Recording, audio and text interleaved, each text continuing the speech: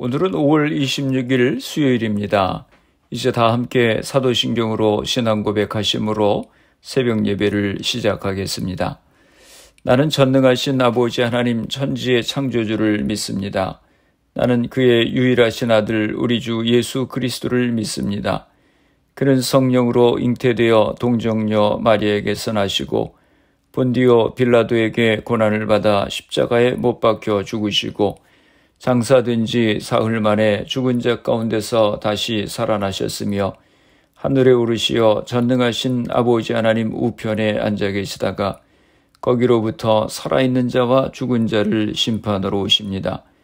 나는 성령을 믿으며 거룩한 공교회와 성도의 교제와 죄를 용서받는 것과 몸의 부활과 영생을 믿습니다. 아멘. 오늘 우리에게 주시는 하나님의 말씀은 출애굽기 22장 1절에서 15절까지 말씀입니다. 제가 봉독해 드리겠습니다. 사람이 소나 양을 도둑질하여 잡거나 팔면 그는 소 한 마리에 소 5마리로 갚고 양 한 마리에 양 4마리로 갚을지니라. 도둑이 뚫고 들어오는 것을 보고 그를 쳐 죽이면 피 흘린 죄가 없으나 해 돋은 후에는 피 흘린 죄가 있으리라. 도둑은 반드시 배상할 것이나 배상할 것이 없으면 그 몸을 팔아 그 도둑질한 것을 배상할 것이요 도둑질한 것이 살아 그의 손에 있으면 소나 나귀나 양을 막론하고 갑절을 배상할지니라. 사람이 밭에서나 포도원에서 짐승을 먹이다가 자기 짐승을 놓아 남의 밭에서 먹게 하면 자기 밭에 가장 좋은 것과 자기 포도원에 가장 좋은 것으로 배상할지니라.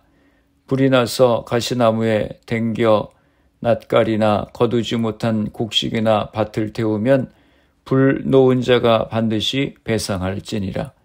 사람이 돈이나 물품을 이웃에게 맡겨 지키게 하였다가 그 이웃집에서 도둑을 맞았는데 그 도둑이 잡히면 갑절을 배상할 것이요 도둑이 잡히지 아니하면 그 집주인이 재판장 앞에 가서 자기가 그 이웃의 물품에 손댄 여부에 조사를 받을 것이며 어떤 잃은 물건 즉 소나 나귀나 양이나 의복이나 또는 다른 잃은 물건에 대하여 어떤 사람이 이르기를 이것이 그것이라 하면 양편이 재판장 앞에 나아갈 것이요 재판장이 죄 있다고 하는 자가 그 상대편에게 갑절을 배상할지니라.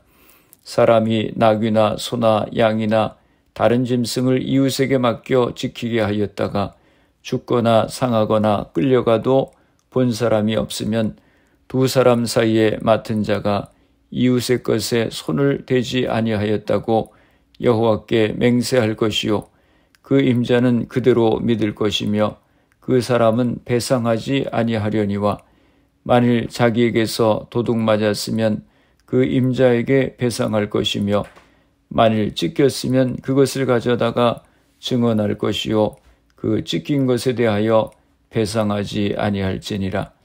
만일 이웃에게 빌려온 것이 그 임자가 함께 있지 아니할 때에 상하거나 죽으면 반드시 배상하려니와 그 임자가 그것과 함께 있었으면 배상하지 아니할지니라. 만일 새 낸 것이면 새로 족하니라. 아멘. 할렐루야. 오늘도 주님의 말씀으로 하루를 시작하시는 성도님들을 주님의 이름으로 축복합니다. 오늘 말씀도 생활 속에서 구체적인 범죄에 대한 규례의 말씀입니다. 21장에는 주로 생명에 관한 것이었다고 하면 22장은 경제에 관한 것입니다. 1절에서 4절까지는 도둑질에서 남에게 손해를 입혔을 때 배상하는 법에 관한 것이고 5절에서 15절까지의 말씀은 물건에 손해가 났을 때 배상의 법을 다루고 있습니다. 1절에서 4절의 말씀은 10계명 중에 제8계명 도둑질하지 말라는 계명에 대한 구체적인 율례를 다루고 있는 말씀입니다. 도둑질한 것에 대해서 손해배상 규정을 다루고 있습니다. 1절입니다. 사람이 소나 양을 도둑질하여 잡거나 팔면 그는 소 한 마리에 소 5마리로 갚고 양 한 마리에 양 4마리로 갚을지니라. 어떤 사람이 소를 도둑질하다가 잡히면 소 한 마리에 소 5마리로 갚아야 하고 양을 도둑질하다가 잡히면 양 한 마리에 양 4마리를 갚아야 됐습니다. 동일한 도둑질인데도 양보다 소에 대한 배상률이 높은 이유는 소 도둑질이 더 치밀하고 대담한 도둑질이고, 그리고 근동지방에서 소는 가족의 일원처럼 여겨졌고 양보다 더 귀한 가축으로 여겨졌기 때문에 형벌의 경중이 죄의 질에 근거하고 있음을 보여주고 있는 것입니다. 2절입니다. 도둑이 뚫고 들어오는 것을 보고 그를 쳐 죽이면 피 흘린 죄가 없으나. 2절에서 4절은 밤중에 집에 침입한 도둑에게 폭력을 행사해 도둑이 다쳤을 경우 집주인은 어디까지 법적인 책임을 물어야 하는가에 대한 규례입니다. 도둑이 깜깜한 밤중에 들어왔는데 그 도둑을 주인이 방어하다가 쳐서 죽였다면 주인은 책임이 없었습니다. 왜냐하면 밤에는 집주인이 무방비로 자고 있다가 방어하기 때문에 살해 의도가 없이 공격하다가 도둑이 죽었다면 집주인은 책임이 없었습니다. 그런데 낮에 도둑이 들어오는 것을 보고 도둑을 쳐서 도둑이 피를 흘렸다면 집주인에게도 책임을 물었습니다. 3절에서 4절입니다. 해 돋은 후에는 피 흘린 죄가 있으리라. 도둑은 반드시 배상할 것이나 배상할 것이 없으면 그 몸을 팔아 그 도둑질한 것을 배상할 것이요, 도둑질한 것이 살아 그의 손에 있으면 소나 낙이나 양을 막론하고 갑절을 배상할지니라. 또 도둑은 도둑질한 것을 반드시 배상해야 했습니다. 만일 경제적 여건이 안 되면 몸을 팔아서라도 배상의 의무를 이행해야 됐습니다. 그리고 도둑의 손에 도둑질한 짐승이 그대로 살아있으면 그것을 본래 주인에게 갑절로 보상해 주어야 했습니다. 도둑을 잡는 것에 대해서 정당방위에 대한 이야기를 하는데 무의식적으로 공격을 한 것과 의도적으로 공격한 것을 구별해서 벌을 내리는 것이 아주 인상적입니다. 5절에서 6절 말씀은 부주의로 인한 곡식 피해에 관한 법입니다. 사람이 밭에서나 포도원에서 짐승을 먹이다가 자기의 짐승을 놓아 남의 밭에서 먹게 하면 자기 밭에 가장 좋은 것과 자기 포도원에 가장 좋은 것으로 배상할지니라. 불이 나서 가시나무에 땡겨 낫갈이나 거두지 못한 곡식이나 밭을 태우면 불 놓은 자가 반드시 배상할지니라. 부주의로 타인의 밭이나 포도원의 열매에 피해를 입힌 사례들에 관한 판례법을 제시합니다. 가령 자기 밭이나 포도원에서 짐승을 먹이던 사람이 부주의해서 그 짐승이 타인의 밭에 들어가 곡식을 먹어 피해를 발생시켰다면 어떻게 해야 됩니까?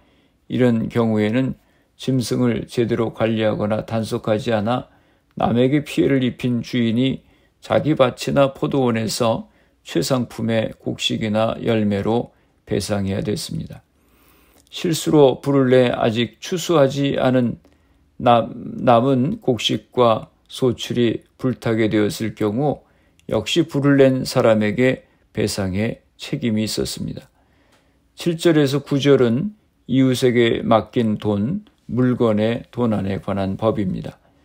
사람이 돈이나 물품을 이웃에게 맡겨 지키게 하였다가 그 이웃집에서 도둑을 맞았는데 그 도둑이 잡히면 갑절을 배상할 것이요, 도둑이 잡히지 아니하면 그 집주인이 재판장 앞에 가서 자기가 그 이웃의 물품에 손댄 여부의 조사를 받을 것이며, 어떤 잃은 물건 즉 소나 낙이나 양이나 의복이나 또는 다른 잃은 물건에 대하여 어떤 사람이 이르기를 이것이 그것이라 하면 양편이 재판장 앞에 나아갈 것이요, 재판장이 죄 있다고 하는 자가 그 상대편에게 갑절을 배상할지니라.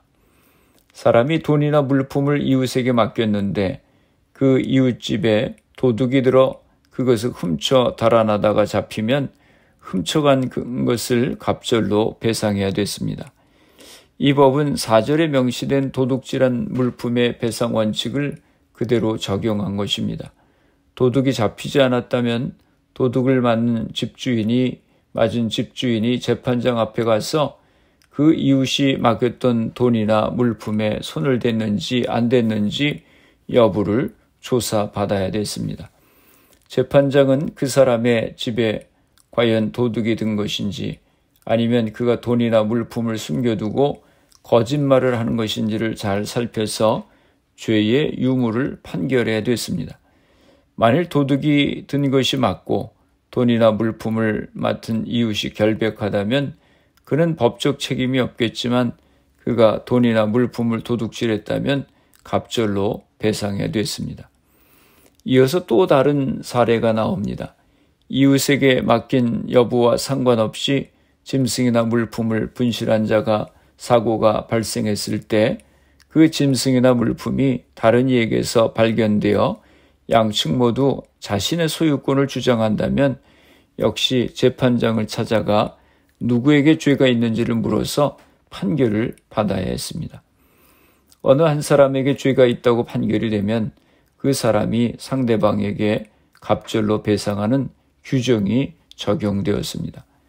10절에서 13절은 이웃에게 맡긴 짐승의 상해에 관한 법입니다.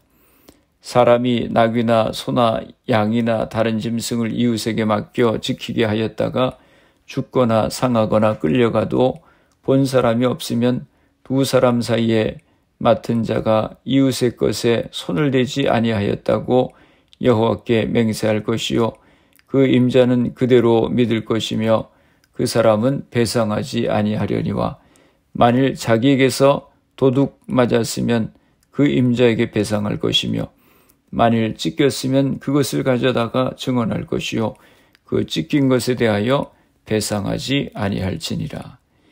이웃에게 맡긴 낙이나 소, 양이나 여타의 짐승이 죽거나 상하거나 사라졌을 때는 어떻게 해야 할까요? 만일 피해가 발생하는 상황을 본 사람이 아무도 없다면 짐승을 맡았던 사람이 자신의 결백을 여호와께 맹세함으로 그 짐승에게 임의로 손을 대거나 훔치지 않았음을 입증하고 배상의 책임을 면했습니다. 짐승의 주인은 그 맹세를 믿어야 됐습니다. 하지만 그 짐승을 맡은 자가 도둑을 맞았으면 주인에게 배상해야 됐습니다. 그 짐승이 들짐승에게 찢김을 당했다면 그 사체를 가져다가 주인에게 증거로 제시해야 됐습니다.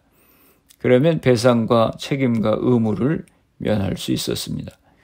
14절과 15절은 이웃에게서 빌려온 짐승의 상해에 관한 법입니다. 만일 이웃에게 빌려온 것이 그 임자가 함께 있지 아니할 때에 상하거나 죽으면 반드시 배상하려니와 그 임자가 그것과 함께 있었으면 배상하지 아니할지니라. 만일 새 낸 것이면 새로 족하니라. 이웃에게 빌려온 짐승이 상하거나 죽은 경우에 판례법을 소개하고 있습니다. 만일 이웃의 짐승을 어떤 목적으로 빌려왔는데 그 주인이 그 자리에 없는 상황에서 다치거나 죽었다면 짐승을 빌려온 사람이 손실만큼 배상해야 됐습니다. 그러나 그 짐승이 다치거나 죽는 현장에 주인이 있었다면 그것을 빌려온 사람에게는 아무런 배상의 책임이 없었습니다. 그는 짐승을 빌리는 대가를 이미 지불했기 때문입니다. 우리는 이 규례의 말씀을 들으면서 왜 이런 내용이 성경에 들어가 있지 하는 그런 생각을 할 수도 있습니다. 이스라엘 백성들이 애굽에 있을 때는 애굽의 법에 따라서 판결을 받았겠지만 이제는 이스라엘 백성들이 독립된 재판의 규정을 가지고 재판을 해야 됐습니다.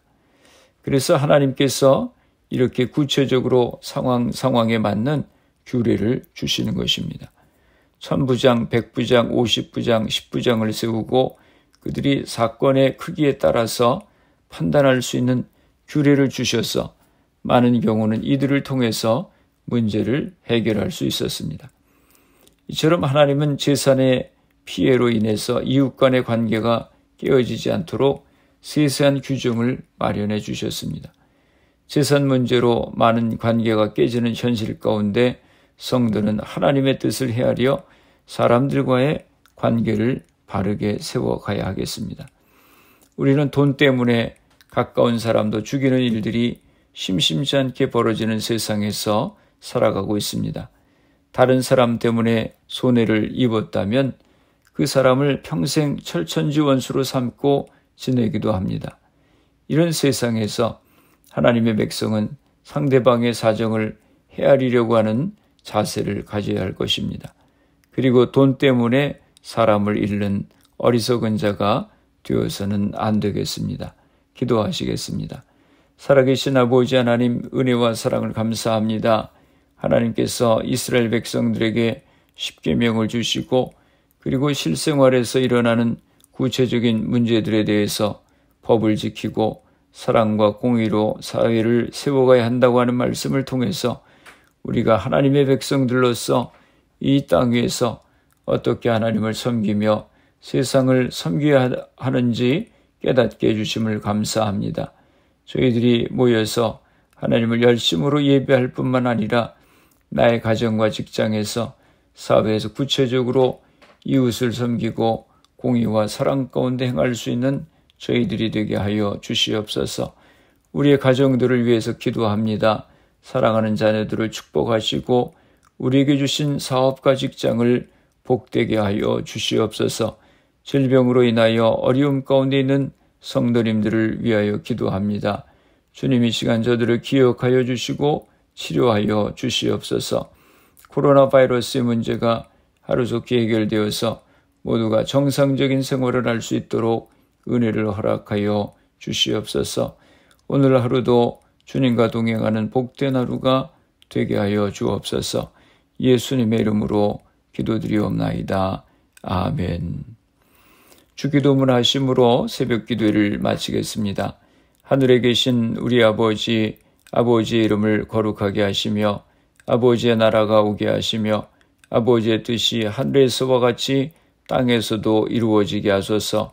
오늘 우리에게 일용할 양식을 주시고 우리가 우리에게 잘못한 사람을 용서하여 준 것 같이 우리 죄를 용서하여 주시고 우리를 시험에 빠지지 않게 하시고 악에서 구하소서. 나라와 권세와 영광이 아버지께 영원히 아버지의 것입니다. 아멘. 새벽 예배를 마쳤습니다. 오늘 하루도 주님 안에서 승리하시기 바랍니다. 새벽 예배 후 개인적으로 10분 이상씩 기도하시기 바랍니다. 하나님의 말씀을 잘 지키고 공의와 사랑으로 살아갈 수 있도록 가정과 자녀들, 직장과 사업을 위해서 질병으로 고생하시는 성도님들의 회복을 위해 기도해 주시고 교회를 위해서 미국과 대한민국 조국을 위해서 기도해 주시고 그리고 코로나 바이러스를 위해서 애쓰는 의료진들, 봉사자들, 위정자들 위해서 기도해 주시고 코로나 백신 접종이 순조롭게 잘 진행되어서 코로나가 속히 퇴치될 수 있도록 기도해 주시기 바랍니다.